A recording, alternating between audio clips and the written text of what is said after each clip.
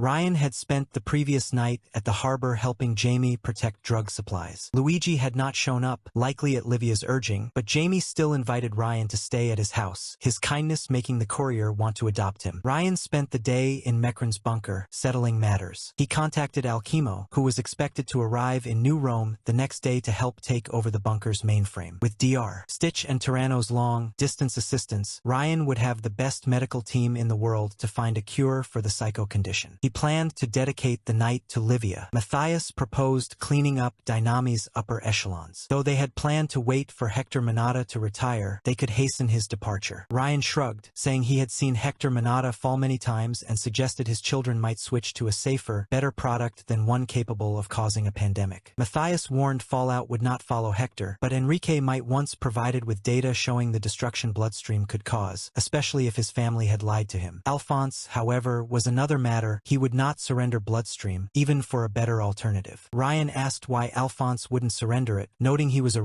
commie infiltrator who wanted to turn everyone into a genome, perhaps even for free. Shroud remained skeptical, pointing out that Fallout controlled the knockoff supply and, with Tyranno's cure, could remove powers at will, unlike Mecran's variants. Ryan considered Shroud's point and admitted it was likely accurate. Atom Smasher planned to make everyone a genome to prevent Augustus from monopolizing power, but did not wish to coexist with other organizations and lied to close allies so Dynamis could monopolize knockoff elixirs. If Dynamis could both grant and remove superpowers, it could become a true superpower, keeping people in line through fear of losing their knockoff genome abilities and monopolizing the market. Shroud explained Fallout cared less about side effects than societal control. If he were truly a hero, he would not have created something so dangerous. Alphonse Manata believed only in his vision and would not deviate unless forced. Ryan asserted he could stop time, recalling Bianca's sacrifice. Shroud doubted this, ranking Alphonse as the third most dangerous genome in Italy behind Augustus and Leo. Ryan insisted he could do it with the base's resources. Shroud insisted the base would have to be destroyed eventually, acknowledging it might hold something to defeat Fallout or Augustus, but warning of the risk of dangerous weapons spreading to the public. Even distributing Mecran's knockoff formula could weaken genome warlords' positions, but society was too fragile for widespread access to such weapons. Ryan agreed but vowed to destroy the base only after it helped solve the current crisis. Shroud crossed his arms and asked if Ryan truly believed psychos could be cured. Ryan asked if Shroud believed it. Shroud replied no, but said if there was even the slightest chance, he could not stop Ryan from trying, as it would help too many lives. Shroud mentioned that one genome Ryan had called specialized in brains could cure mental illnesses, Alzheimer's, and psycho-brain tumors, potentially helping Ryan too. Though Ryan could not see looking glass face behind his mask, the vigilante turned his head thoughtfully and asked why the alchemist had distributed the elixirs in the first place. Ryan guessed to improve the human condition. Shroud agreed but lamented that they had used the elixirs to ravage the world. He wondered why Mecran had built weapons rather than medical supplies, concluding that not even superpowers could change human nature. Ryan responded that there would always be rotten apples like late Adam, but most people needed only the right circumstances to turn their lives around. Anyone could choose right over wrong, even a spoiled, self-obsessed brat with a busted power. Shroud chuckled and revealed that she sculpted in her spare time. Ryan guessed she had shown her boyfriend her gallery the previous night and remarked it was pretty neat. Matthias continued warmly, remarking that Fortuna was talented at sculpting and that he had underestimated her, thinking she relied solely on luck. He noted that she had won €500,000 in lottery winnings that morning, but intended to distribute it to Rusttown's orphans rather than keep it for herself. His fondness for Fortuna had grown significantly after the previous day's battle. Ryan summarized Fortuna as a golden retriever, loud, lacking respect for personal space, but surprisingly warm and loyal underneath. Matthias added that she was an even better person than he had initially thought. The courier leaned back, asking if Matthias would be transparent with Fortuna on their next date. Matthias joked about turning back time to make his own dates go well before admitting he planned to clear things up with her, but only after she stopped working as a hitman for Augustus, which he considered a deal-breaker. Ryan explained that, unlike other members of her group, Fortuna wasn't in it for killing but wanted to protect Livia first and foremost, which he found almost romantic. Shroud's voice shifted from amused to serious as he asked if Ryan was dating Fortuna to turn Augustus' daughter around. Ryan replied that he asked her out simply because he wanted to, confessing his attraction to blue genomes shorter than himself. Shroud warned Ryan that giving Fortuna access to their base was dangerous, questioning what would happen if she changed her mind and informed Augustus. Ryan defended his trust in Fortuna, stating she had helped him when he needed it and he wanted to return return the favor. He acknowledged that her father would destroy the world for her sake if he had to, and she didn't deserve to bear her sire's crimes on her conscience. Shroud cautioned that Ryan couldn't save everyone, especially from themselves, but Ryan felt compelled to try. Changing the subject, Ryan said that after Alchemo arrived, they would use Fortuna to access the mainframe, confirm his information about other Mecran bases, and unlock the self-destruct mechanism. Shroud said he would have to inform Leo about Ryan, even if Ryan turned back time again, as he couldn't keep it secret. Ryan teased, asking if that was true even for his cute, beautiful eyes. Shroud chuckled and replied that not even those would sway him, then inquired if Ryan could carry others through time, assuming it was only mental since there weren't many versions of him running around. Ryan explained he had a procedure to transfer information directly into someone's brain, but the past self would have to submit to it. Shroud shook his head, saying he was too paranoid to let anyone alter his brain, even if he trusted them beforehand, and that he might not even accept such a procedure at Leo's urging, whom he respected more than anyone. Ryan had expected as much, knowing only Alchemo, who understood the technology, and Saren, who had nothing left to lose, would likely undergo the memory transfer unconditionally. Even Len remained undecided. He said he was trying to improve a system to bypass that extra step but had no confirmation yet. Shroud admitted his discomfort, feeling Ryan held all the cards while he could only go along. Ryan pointed out that he had trusted Shroud enough to share his greatest secret as well, naming him Safelight, and that only a few knew his true phenomenal cosmic power. Shroud wondered aloud what adventures had led Ryan to trust him so much. Ryan recalled how they had defeated the Meta gang together once, though lightning, but had destroyed the city after Shroud recruited Atom Cat. Shroud replied dryly that it was good to know, but lamented that Atom Kitten would clearly be happier with the carnival than with Dynamis. He expressed interest in Felix Varon, believing he had great potential as a hero and a courageous heart. Ryan asked if Felix was as much of a hero as the panda. Shroud scoffed and invited Ryan to come with him to see for himself. The vigilante led Ryan into the bunker's atrium, where they found the transformed folding paper sheets under Len's watch. Saren was playing pool near a pile of books, including René Descartes' Discours de la Method. Shroud showed Ryan an exquisitely folded paper mantis, folding it so fast Ryan barely saw the paws move. The construct joined for others representing a monkey, a tiger, a crane, and a snake. Saren snickered, calling it a nice superpower, and asked if Shroud could unlock Rubik's Cubes too. Shroud replied dryly that one of his teammates, Origami, could turn herself into paper sharp enough to slice throats and could even slice through Saren's suit. Saren taunted him for being salty while focusing on her game. Shroud warned her to earn his trust first, threatening to slay her himself if she sold them out as she had her previous employer. Saren told Ryan's hat pal that if he could truly cure her, he had nothing to fear from her and urged him not to make her wait too long. Ryan ignored their banter to focus on his bear disciple. He noted that even he couldn't fold paper that fast, despite mastering the skill years ago. He asked the panda if he was truly a martial arts genius or if his brilliance extended to all Eastern disciplines. Len shook her head, explaining that the panda had run tests and picked up origami in minutes, and had learned French just 5 pages into Descartes' book. The panda said the more he read, the more it made sense. Len theorized that the panda could learn almost any skill at an accelerated pace, quickly picking up new languages and gaining new skills through osmosis. Ryan reflected that mastering a skill usually took 10,000 hours, but bears only needed half of that. He asked how enhanced learning helped the panda learn to fly. The panda described his vision turning blue, then recalling Bruce Lee's flying kick from the Green Hornet and mimicked kung fu moves with his paws, saying that was how he learned martial arts but had never been this good before. In half an hour, the panda had mastered kung fu, origami, and Descartes. Ryan dreaded to imagine what the panda could achieve in a week, suspecting he couldn't learn what a normal human couldn't, but anything else was fair game, including arithmetic, philosophy, martial arts, and perhaps even genius technology if given time to observe it. Bruce Lee's moves were made for humans, yet the panda's second power allowed him to adapt them to his beastly body proportions. His arrogant young disciple had ascended to shatter the heavens. Ryan realized he needed to run tests on his own after creating the new iteration of the Saturn armor. He planned to add improvements to deal with Alphonse Manata, such as switching the chest blaster with the gravity cannon, hoping it would help against the nuclear disaster and maybe even lightning, but Ryan said he should prepare for his date, noting that Livia had asked him to pick her up at 9 and to be on time. For once, he didn't dare be fashionably late. The panda cheered him on, saying he knew the tension was palpable. Len, however, seemed less enthusiastic and asked Ryan if she could talk to him alone for a moment. Ryan nodded, and his adoptive sister led him outside to the corridor overlooking the hangars. Henriette was playing with the children near the submarine, the dog delighted to have company. The group brought much levity to an otherwise claustrophobic, lifeless place. Len stood by the corridor window with her arms folded, glancing out as she brought up Ryan and Livia. Ryan admitted it was hard to explain. The genius held her breath and asked if her other self had known in past loops. Ryan explained he had told Len how he felt, and they had decided to remain family afterward. Len's gaze darkened as she looked at the Mechren, made submarine floating in the bunker's water access. She mentioned they could reach the United States with it, crossing the Atlantic Sea. Ryan responded sadly that even he couldn't turn back time that far, despite trying many times. Len bit her lower lip and hesitated, leaving her sentence unfinished. Ryan understood what she was reluctant to say, how their relationship could have ended. They had parted in tears, and though they had started to pick up the pieces, some were lost forever. She suggested they could leave this place after dealing with their father. Ryan refused, saying he couldn't do that anymore because he had too many people to fight for now. Len protested that their father's daughter would be fine, and that if others wanted to tear apart New Rome, they could have it. Ryan asked if he should let her father kill people for her sake, immediately regretting the question when Len flinched. She avoided his gaze and guessed he didn't want Livia to end up like her. Ryan then asked if they could reach Antarctica with the submarine. Len nodded, confused by his implication. Ryan spoke of the many mysteries and wonderful places to explore around the world, urging Len not to bury herself under the sea. He reminded her that even whales rise up to breathe fresh air sometimes. Len admitted she didn't know what to make of everything, including the carnival's role in their father's death. Ryan asked if she would let the carnival operate on her to remove her father's blood tracker. Len said it was the last part she had left of him. Ryan recalled a conversation with his own elixir about letting the dead rest and how trying to keep them alive only causes suffering. Len remained silent, her face blank. Ryan reached for her shoulder, but she avoided his touch. He accepted it, hoping his words would resonate. He reassured her that she was family and that nothing would change that, not even anything involving Livia. She would always be his best friend, sister, and most important person. Len bit her lip, unsure how to respond. Ryan smiled and told her not to say anything if she didn't want to. He emphasized that she was not alone and never had been, that the children loved her, and he would always be there to help her rise when she stumbled. They shared a comfortable silence when a black sphere phased through the hangar and collapsed into nothingness without harming anyone. Ryan joked about not giving Len diabetes, and to his surprise, she chuckled and relaxed, his wit breaking through her shell. Len brought up Ryan's memory machine and asked if he would try it to recover his other self's memories. She nodded when he asked if she would. Ryan explained that even after what happened between them, she had offered him her hand, and now it was time he did the same for her. Later, Ryan found Livia waiting for him at the Deadland Motel. He drove his Plymouth Fury, which he had repaired and masked with perfume to cover the junkyard stench. He wore an elegant black jacket with a purple polo shirt, avoiding bright colors that Darkling would have loved. He reflected that raiding Dynami's Kashmir factory or using Mechren's matter replicator was out of the question without serious consequences. Livia had put much effort into her appearance, wearing an elegant sleeveless dress, golden bracelets, black stockings, red high heels, golden earrings, and a crimson rose in her hair. Her black eyeliner contrasted with her sapphire eyes and silver hair flowing down her back. Though she wasn't as beautiful as her best friend Fortuna, Ryan found her quite lovely, a true princess. She had not seen him yet in the darkness, so Ryan watched her from afar as she waited in the parking lot, fidgeting and letting out a long breath to calm herself. Nervous about how the date would end, she had not anticipated it. Ryan drove up to her side, ending her silent anxiety. Livia immediately smiled warmly upon noticing him. Ryan jokingly asked if she had ordered a pumpkin carriage. She teased him about his car turning into a vegetable at midnight as she sat beside him, her perfume smelling of rose and strawberry. She noted they only had 3 hours. Ryan assured her that he could time travel and make 3 hours last a lifetime. Livia closed the car door and said she preferred he bring her home before 2 in the morning to avoid upsetting her father. Ryan asked if she had ever had a sleepless night out in town, amused that it was about time he came into her life. Livia blushed and said she wasn't that sheltered. With her power, she could experience wild moments by proxy without hangovers or side effects. Ryan pointed out that watching wasn't the same as living. Livia admitted she didn't enjoy parties much, preferring simpler moments with a few friends because too many interactions overwhelmed her power. Ryan asked if cancel blocked her visions. Livia nodded shortly but said she didn't like Greta, who was capable of anything and could be as violent as Adam the Ogre if motivated. She frowned as they approached the highway where Ryan and Felix had once chased her Aunt Pluto in a car. When Livia asked where they were going, Ryan replied simply, "Away." She blinked in surprise, asking if it was away from the city. Ryan explained explained he figured she had probably visited all of New Rome's restaurants, either directly or through her power, but there was one place he was sure she had never been before. Livia expressed skepticism about finding such a place within an hour's drive of New Rome, then grinned wickedly, suggesting he intended to take her out of the city to ravish her in the wilderness. Ryan asked if she had brought a chastity belt, noting it had been a while since he had unlocked one. Livia's smile turned coy and playful, revealing she was not as innocent as she appeared. She warned that if her father heard Ryan's words, he would have him struck down. Ryan replied that he had a lightning rod in the car boot and questioned whether her father even knew she was in a car with a dashing courier. Livia's mischievous smile answered for her. She explained that her father only allowed her to date an Augusti and mistrusted anyone outside their clan, which meant he wouldn't let Felix near her again, despite her souring smile. Ryan mused that she was disobeying her father even now, living a dangerous life. Livia chuckled, noting that Ryan's life was more dangerous, and admitted he was the first man brave enough to ask her out, as most were too frightened. She looked at him warmly and said that was one of the things she liked about him. He dared it all. Ryan replied that she hadn't seen anything yet, pressed the accelerator, and asked if her seatbelt was tightly on. As the Plymouth Fury raced on the highway, accelerating from 100 to 150 kilometers per hour, Ryan switched the chronoradio to Mad Max 2's main theme. They passed two cars, violating all road safety laws. Livia pleaded for him to stop, clutching his arm and screaming as they narrowly avoided a collision. Ryan warned not to try this at home, using brief bursts of time, stopped to evade other vehicles. Livia's scream of fear turned into laughter as adrenaline surged through her veins, and the Plymouth Fury reached its maximum velocity. Ryan's modifications allowed the car to exceed 300 kilometers per hour, turning the world around them into a blur. Other cars became spots of color, and the highway stretched into a tunnel of light. Ryan thought that if only he could have driven his Plymouth Fury instead of the Pandamobile when Pluto came for his head, Cruella would never have come near his car. When they neared their destination, Ryan activated a hidden button, causing the car hood to open and reveal a genius device, a particle accelerator tip emitting tiny light spheres that stretched reality apart. He asked Livia if she had watched Back to the Future. She responded with a panicked, exhilarated scream as particles engulfed the Plymouth Fury, stars above falling in a rain of light as reality shifted around them. Space stretched until it shattered, and the car emerged on the other side. Ryan hit the brakes and deactivated the device. The Plymouth Fury slowed beneath alien skies on a highway without other cars. Livia exhaled heavily, recovering from the adrenaline rush, and Ryan noticed her left hand gripping his right tightly, likely seized instinctively at maximum speed. Ryan brushed his thumb against her warm fingers, and she squeezed tighter in return. He asked if she was okay, but she broke their hand contact and slapped him behind the head. She laughed nervously, calling him a madman and admitting the experience was insane. Ryan promised they would have to do it again on the way back. Livia smiled, catching her breath, and asked if he had ever gotten a driver's license. Ryan told her not to ask too much. Livia giggled and glanced outside, her eyes widening at the world around them. Purple auroras filled the night sky above the highway, shining with the brilliance of stars and containing images of strange places, seas of mercury, clouds of floating ice, green lightning coursing through black, empty space. The highway was deserted except for the Plymouth Fury and seemed to stretch on forever. The surrounding land had turned into a red desert, with another highway visible in the distance. The temperature had risen from chilly to warm and comforting. Livia asked what the place was as they exited the car, astonished. Ryan explained it was a thin place, a natural space anomaly he nicknamed the Midnight Road. Livia pointed to two silhouettes on the second highway, and Ryan raised his hand. The distant silhouette imitated him. Livia said she couldn't see anything, tears at the edges of her eyes, referring not to her vision. They sat at the highway's edge, feet dangling above the desert. Ryan offered Livia a sushi box and chopsticks. After wiping away her tears, Livia asked if space folded back. Ryan confirmed, explaining the highway stretched for 30 kilometers before looping back, shorter on the sides. Livia asked if he made the place or if another genome built it. Ryan shook his head, saying it was a natural phenomenon accessible only with genius tech. He described the colored dimensions above their realities, beyond space and time as humans understood it, with other realms sideways following the same time stream. Livia guessed it was an alternate universe. Ryan corrected her, saying it was more like a cave inside a mountain, with the mountain being Earth's reality, a place where space, time folded due to gravitational or electromagnetic anomalies. He thought the place was close to the purple world, a border realm between their universe and the big crossroads of all space and time. Livia added that she could not observe anything within the colored dimensions except the blue one, which explained why she couldn't detect Ryan, since he existed in two dimensions at once. Ryan Ryan noticed Livia's lack of enthusiasm for her food and asked if she didn't like it. She admitted she hated sushi and apologized. Ryan's heart skipped a beat. Livia quickly reassured him that she loved the place and the gesture, which more than made up for the food. Ryan grumbled that he would have to reload, saying the date was not perfect. Livia put a hand on his arm, squeezing it tightly, and insisted that the moment's genuineness was why she enjoyed it so much. Ryan teased her, brushing his index finger against her cheek, causing her to blush deeply. He told her she had a smile to die for. Livia laughed, almost spitting out her food, and asked if that pick-up line ever worked. Ryan said more than she thought. She replied that it didn't work on her and that he would have to do better. Ryan warned she might regret it, claiming he invented lines so powerful some countries made them illegal. Livia rolled her eyes and dared him to prove her wrong. Instead of answering with words, Ryan set the sushi plates aside, grabbed Livia by the waist, and quickly lifted her onto his lap. She let out a squeal of surprise as their feet dangled into the void. Livia laughed, her face flushed so deeply that the courier wondered if she might faint from embarrassment. She exclaimed that Ryan was going too far this time. Ryan replied that his lap felt better than the interdimensional highway's concrete and asked if Her Majesty would prefer a nobler seat. Livia retorted that she ought to have him whipped for his insolence but suspected he might enjoy it. Ryan agreed, calling her mistress. The mafia princess laughed heartily, accepted the throne of Romano as her seat, and made herself comfortable, her back resting against the courier's chest. Ryan sensed her hastening heartbeat beneath her skin. Though the scarlet streak across Livia's face had softened into a light blush, Ryan could tell the situation was new to her. She had only ever dated Felix, who had never been as comfortable with physical contact as Ryan was. Livia pointed a finger at the alien mirages in the skies, images of alien worlds unlike Earth, and asked if Ryan could reach those places. Ryan confirmed he could reach some and planned to visit others one day. She ordered him to take her with him to make up for his bold transgression. Ryan teased her about committing crime after crime, to which Livia coyly replied that she might punish him or maybe not, placing her warm hands on his own. She then asked how he had found out about these thin places and whether he had stumbled into one by accident. Ryan explained that he had learned of them while researching particle physics in Switzerland and warned her not to go to Monaco. Livia asked what was happening there, noting that her power would not show her, and that she had heard nobody who went there came back, though Ryan had said he lived a full life there. Ryan replied darkly that it was shrimps and caviar, until one couldn't take it anymore, which triggered his PTSD. Livia frowned, sensing his unease, and pressed him about something having happened there that hurt him deeply. Ryan's first instinct was to deny the truth, but Livia's firm gaze dissuaded him. He admitted he had stayed there a full life and meant it literally. Livia's expression shifted to horror as she covered her mouth, whispering no. Ryan looked away at the otherworldly desert beneath the highway without speaking. Livia softened her eyes in compassion and asked if that was why he always said he was immortal and whether Len knew. Ryan said no, explaining that Shorty already had enough burdens and ghosts of her own. Livia was the only one who knew. Livia bit her lower lip as if afraid to continue and asked if he had a family. Ryan confessed he never dared to have one, fearing that if his timing was even slightly off during conception, a different child would be born from loop to loop and he wouldn't have survived it mentally. Livia apologized for asking and touched his chin to make him look at her. She confessed she had seen other lives she could have lived with Felix, growing old together, having children, but couldn't make those possibilities true. She acknowledged she wouldn't pretend to understand what he went through because watching was not living, but she knew how deep the pain went. Her hand brushed against his cheek as she promised he didn't have to suffer alone anymore and vowed to help him with his burden. Ryan thanked her, took her left hand, and kissed it gallantly. Now that he had her, he could carry others through time, build lasting friendships, maybe even a family, and finally create a future he was happy with. He promised to return the favor. Livia admitted he already had, more than he knew or should have, and confessed that she had had her power for nearly a decade and a half but had never gone on without it for so long since childhood. It was refreshing but scary. Ryan empathized, saying he felt that way whenever Cancel entered the picture. His power could be a pain but was reassuring. He explained that his elixir had tried to help, remaining at his side for centuries, sharing his hardships and victories. He concluded that the best thing he could offer her was the unexpected. Livia agreed it was a wonderful gift but fell silent, gazing at the alien horizon with something weighing on her mind. Ryan guessed she had seen her father wage war in the future. Livia urged him not to ruin the blissful moment with her sorrows. Ryan teased that he thought he had already beaten her to gloomy confessions and tightened his hold on her waist, brushing his cheek against her neck, saying they would never find better therapists than each other. Livia chuckled bittersweetly and admitted she had seen it. She recalled dreaming one night that Felix would barge into her room riding a white stallion and carry her away from the city, a foolish little girl's dream she hoped would come true someday. Ryan joked about settling for a knight in power armor, adding that lasers were the new swords. Livia playfully asked if he knew dynamis had lightsabers and suggested he grab a blue one. Ryan asked if she would take the red, Queen Crimson. She joked she loved the dark side but preferred him on the side of the angels. Ryan reminded her they had the most fun in their meta run, though the end was grimmer than expected. Livia said no matter how much he tried to hide it, his true self, good and gentle, shone through. She promised to stop what her father planned to do, giving her word. Ryan pledged to help. Livia said he already had, more than he should have, and looked into his eyes, telling him he didn't have to go further. Ryan agreed but said he wanted to. They locked eyes for minutes, Ryan seeing multiple emotions flash through Livia's blue eyes: surprise, compassion, joy, gratitude, and something deeper and more intense. Ryan said it was past midnight and suggested they go. Livia replied not yet, staring at the skies and wanting to stay a little longer. They sat in comfortable silence, watching the auroras. Eventually, Ryan brought Livia back to Mount Augustus, stopping before the fortified fence circling the hill as the clock struck 2 in the morning. He greeted her as princess and asked for her date review, jokingly rating it 10 out of 10, 12.5 without factoring in the food. Livia did not answer. She had spent the whole return trip silent, her head resting against her palm and her eyes gazing beyond the window, perhaps regretting that her blue power now worked again. Ryan cleared his throat, feeling slightly embarrassed by the silence. He called her name. Livia shook her head and said she needed to show him something, peeking out of the car's window at the entrance portal's camera. After a minute of waiting, the doors opened for them. She added that it was if he wanted to see it. Ryan suspected what awaited him but needed confirmation. He asked Livia if she understood that her father would know. She met his gaze, and he realized she had made her choice knowingly, an act of rebellion against her father. Ryan drove the Plymouth Fury upward toward the villa at Mount Augustus summit, noticing guards protecting the property but ignoring them. He parked near the house entrance and exited with Livia, who led him inside through the front door. The villa was dark, but she navigated the whitened corridors with certainty. The home, designed like a Roman villa by lightning but displayed an obsession with marble deity statues and pillars. Ryan focused on following Livia, noticing the shivers along her bare shoulders and the tension in her body. She brought him to a room with a large red door, paused briefly, exhaled heavily, and opened it. Inside was a bedroom nearly as large as his former luxury apartments, decorated in a modern style with paintings of cities, smiling families, and natural wonders on the walls, alongside shelves of dusty books. A reinforced window overlooked a terrace, and a king-sized bed lined one wall. Livia closed the door behind them and sat silently on the mattress, hands joined, avoiding Ryan's gaze. Her face was flushed, breathing short, and she appeared terrified to ask a question. Ryan cleared his throat and addressed her. She then meekly asked if he wanted to kiss her, looking up at him with fear of his reaction. He kissed her, and neither spoke for the rest of the night. Later, Ryan found Livia waiting for him at the Deadland Motel. He arrived in his repaired Plymouth Fury, having masked the junkyard stench with perfume. He had switched from his usual clothes to an elegant black jacket over a purple polo shirt, avoiding bright colors. He lamented that raiding Dynami's Kashmir factory or using Mekran's matter replicator wasn't an option without causing trouble. Livia had also made an effort with her appearance, wearing an elegant sleeveless dress, golden bracelets, black stockings, red high heels, and golden earrings. A crimson rose adorned her silver hair, black eyeliner accentuated her sapphire eyes, and Ryan found her quite lovely, a true princess. She hadn't noticed him yet, standing in the parking lot with hands joined, fidgeting and exhaling deeply to calm herself. Ryan approached, ending her silent anxiety. She smiled warmly upon seeing him. He joked about ordering a pumpkin carriage, and she teased him about the car turning into a vegetable at midnight. She noted they had only 3 hours. Ryan claimed he could time travel and make 3 hours last a lifetime. She replied that she preferred he bring her home before 2 in the morning to avoid upsetting her father. Ryan asked if she had ever had a sleepless night out. She admitted she hadn't been that sheltered, explaining that with her power, she experienced wild moments by proxy without hangovers or side effects. Ryan remarked that watching wasn't the same as living. She said she didn't enjoy parties much and preferred simpler moments with a few friends, as too many interactions overwhelmed her power. Ryan asked if cancel blocked her visions. She nodded but said she didn't like Greta, calling her capable of anything and potentially as violent as Adam the Ogre if motivated. Approaching the highway where Ryan and Felix once chased her Aunt Pluto, she asked where they were going. Ryan said away, explaining he guessed she had visited all of New Rome's restaurants, but there was one place she likely hadn't been. Livia Livia doubted there was such a place within an hour's drive but grinned wickedly, suggesting he intended to take her out to the wilderness to ravish her. Ryan joked about a chastity belt, and she warned that her father would have him struck down if he heard. Ryan mentioned a lightning rod in the car boot and asked if her father knew she was with a dashing courier. Her mischievous smile answered for her. She said her father only trusted Auguste and wouldn't let Felix near her again, her smile turning sour. Ryan mused that she was disobeying her father even now, living a dangerous life. She chuckled, saying not as dangerous as his, and that he was the first man to dare ask her out. She appreciated his daring nature. Ryan replied that she hadn't seen anything yet and asked if her seatbelt was on. She affirmed. As he accelerated, the Plymouth Fury raced along the highway, reaching 150 kilometers per hour while Mad Max 2's main theme played on the chronoradio. They passed two cars, breaking all road safety laws. Livia pleaded for him to stop and screamed as they narrowly avoided a collision. Ryan warned not to try this at home, using brief time, stop bursts to avoid other vehicles. Livia's fear turned to laughter as adrenaline surged, and the car reached maximum velocity. Ryan had modified the Fury to exceed 300 kilometers per hour, turning the world into a blur, other cars into spots of color, and the highway into a tunnel of light. Ryan wished he had driven his Plymouth Fury instead of the Pandamobile when Pluto came for him. Cruella would never have come close to his car. Nearing their destination, Ryan pressed a hidden button, causing the car hood to open and reveal a genius device, the tip of a particle accelerator, from which tiny light spheres emerged, distorting reality. He asked Livia if she had seen Back to the Future, grinning as she responded with a panicked, exhilarated scream while particles enveloped the Plymouth Fury. The stars above cascaded like a rain of light as reality shifted around them. Space stretched and shattered, and the car emerged on the other side. Ryan applied the brakes, deactivating the device, and the Plymouth Fury slowed beneath alien skies on a deserted highway. Livia exhaled heavily, recovering from the adrenaline rush, and Ryan noticed she held his right hand tightly with her left, a grip she must have instinctively taken at maximum speed. He brushed his thumb against her warm fingers, and she squeezed tighter. Ryan asked if she was okay. Instead of answering, Livia broke their hand contact and slapped him behind the head. She called him a madman with a nervous laugh, admitting the experience was insane. Ryan said they would have to do it again on the way back. Livia smiled, catching her breath, and asked if he had ever gotten a driver's license. He told her not to ask too much, prompting her to giggle and glance outside. Purple auroras dominated the night sky, shining like stars and revealing images of strange places, seas of mercury, clouds of floating ice, and green lightning coursing through black space. The highway stretched endlessly, surrounded by a red desert, with another highway visible in the distance. The temperature had risen to a warm, comforting level. Astonished, Livia asked what this place was as they exited the car. Ryan explained it was a thin place, a natural space anomaly he nicknamed the Midnight Road. Livia pointed to two silhouettes on the distant highway, and Ryan raised his hand. One silhouette imitated him. She admitted she could not see anything, tears gathering in her eyes, not about her vision, but something deeper. They sat at the highway's edge, feet dangling above the desert, and Ryan offered Livia sushi with chopsticks. After wiping her tears, she asked if space folded back. Ryan confirmed, explaining the highway stretched 30 kilometers before looping back, shorter on the sides. Livia inquired if he had made the place or if another genome had built it. Ryan denied creating it, calling it a natural phenomenon accessible only with genius technology. He described the colored dimensions as realms above their reality, beyond space and time as most understood, following the same time stream. Livia guessed it was an alternate universe, but Ryan corrected her, comparing it to a cave inside a mountain, where